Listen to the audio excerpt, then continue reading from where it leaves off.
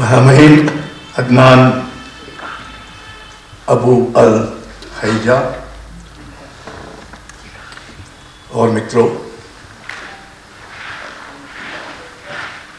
वैसे तो अब तक आप पर ये जाहिर हो चुका है कि फिलिस्तीनी कविता के संचयन का संदर्भ क्या है।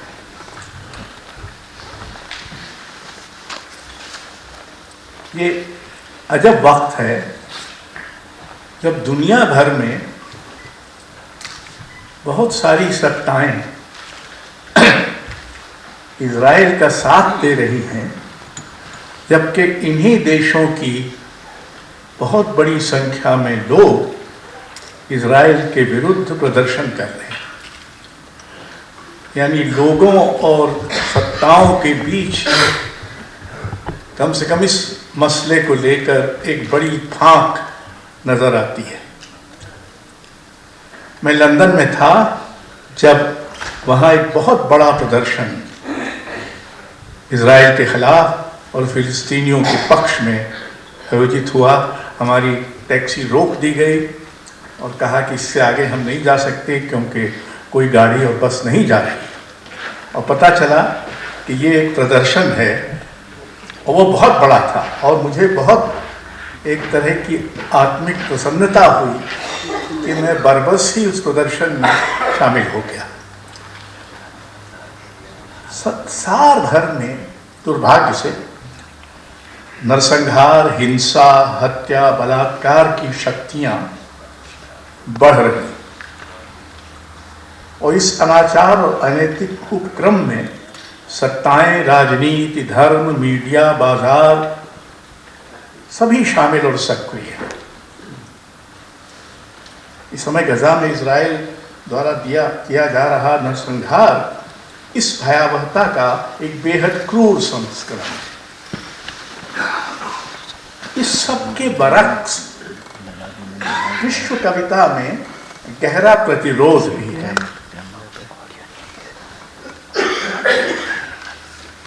घटती मानवीयता, सतही भूमंडलीकरण और गैर बराबरी के बरक्स मानवीयता, करुणा और सहानुभूति, समझ और सहकार, स्थानीयता का इजहार इसरार करती कविता।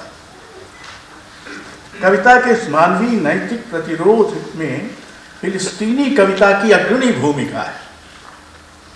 अभी एक पूर्व कह रहे थे, हम लोग तो 7वें दशक से फिलिस्तीनी कविता से परिचित हुए और महमूद दरवेश एक तरह से हिंदी के सर्जनात्मक भूगोल का एक अनिवार्य हिस्सा बन गए।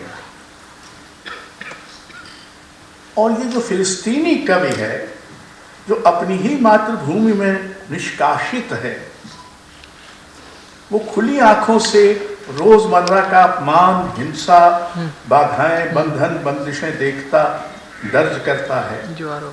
पर मानवीय गर्माहट, बिरादरी भाव, दूसरों की मानवीयता की पहचान भी शिद्दत से करता और बरतता है।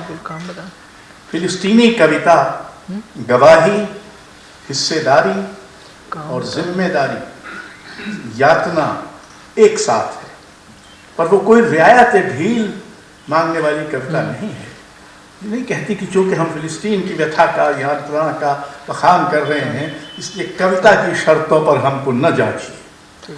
कविता की जो भी शर्तें आप तय करें, उस पर ये कविता, उसका अधिकांश सही सिद्ध होगा।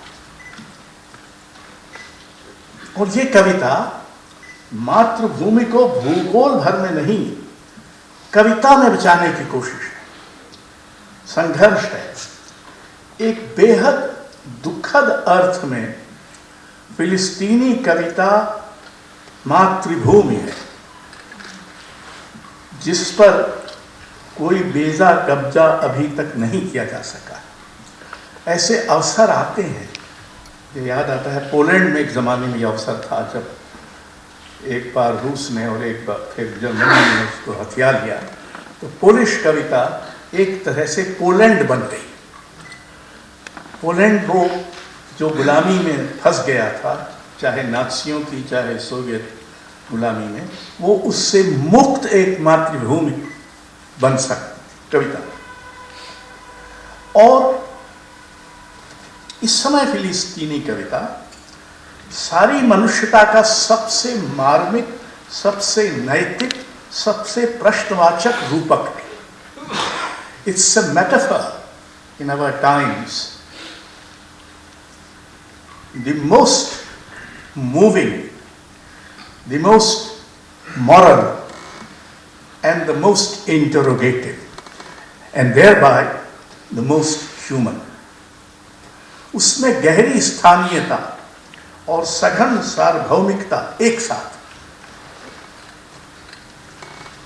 ऐसा कविता और मनुष्यता के इतिहास में पहले भी कम ही हुआ है।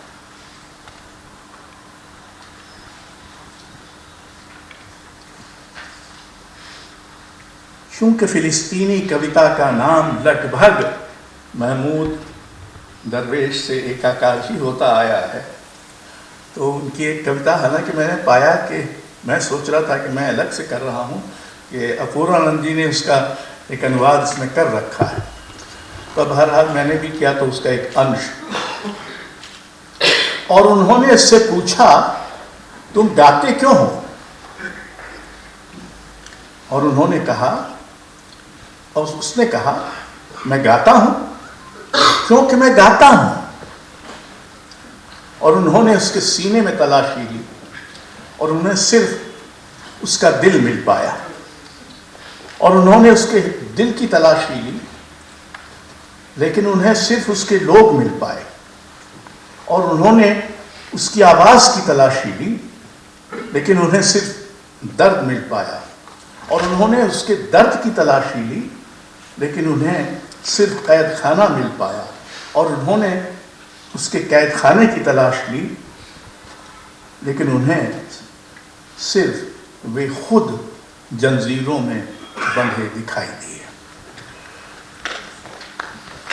अब महमूद दरवेश की ही कविता है जो उसमें शामिल है। ओ भद्रजनों, पैगंबरों, वृक्षों से उनका नाम मत पूछो, घाटियों से मत पूछो कौन है उनकी माँ। मेरे माथे से फूटती है रोशनी की तलवार और मेरे हाथ से फूटा पड़ता है नदी का सोता। लोगों का दिल मेरी राष्ट्रीयता है।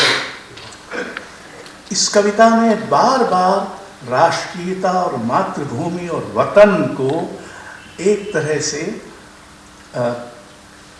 कविता के समतुल्य कर दिया। और ये आकस्मिक नहीं है कि महमूद दरवेश ने एक पंक्ति कही है, we have a country of words, हमारे पास एक देश है शब्दों का। जकरिया मोहम्मद का एक अंश है, आंसुओं की इस कसैली जिद के खातिर आइए आंखों का अभिषेक करें इस धरती के सबसे पवित्र संत के रूप में। कविता का काम नहीं है आंसू पहुंचना, कविता को खाई खोदनी चाहिए जिसका बांध वे तोड़ दें और इस ब्रह्मांड को डुबो दें। माया अबू अल हयात, भटका हुआ नौजवान जो दिल और आत्मा निचोड़ देता है, वह था ही ऐसा।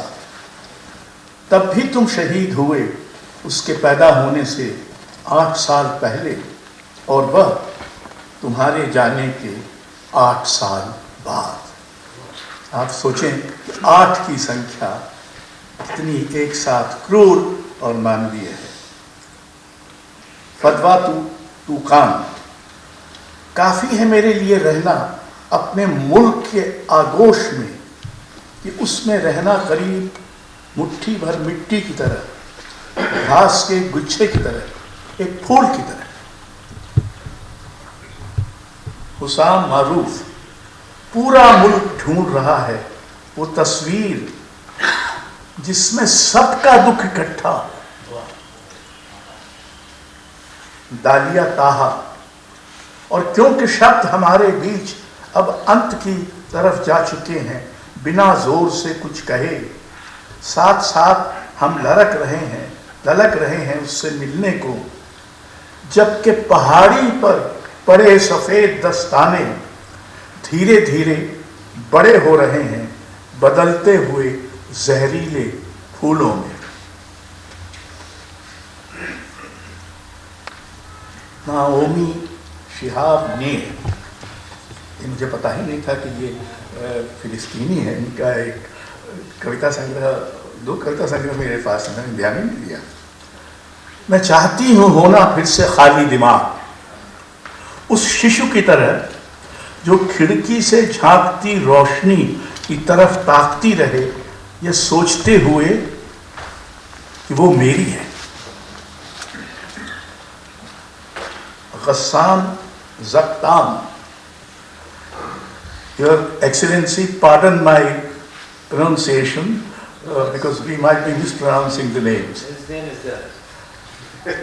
बेमतलब मैंने उनके घरों तक पानी पहुंचाया, उनके खच्चरों के लिए घास, उनकी मेजों पर तक शराब, उन्हें बुलाया उनके घटिया घरेलू नामों से और उनके बेवकूफ पेड़ों के तले प्रार्थना की। बेमतलब मैंने ढलान के पास एक लालटेन छोड़ी और दरवाजे पर दूध का ढका हुआ कटोरा और उसके ऊपर कुछ नहीं। परवान मसूल, सियासी ना हो ऐसी कविता लिख सकूं, उसके लिए मुझे पंछियों को सुनना चाहिए, और पंछियों को सुन सकूं इसके लिए जंगी जहाज़ों को खामोश होना ही चाहिए।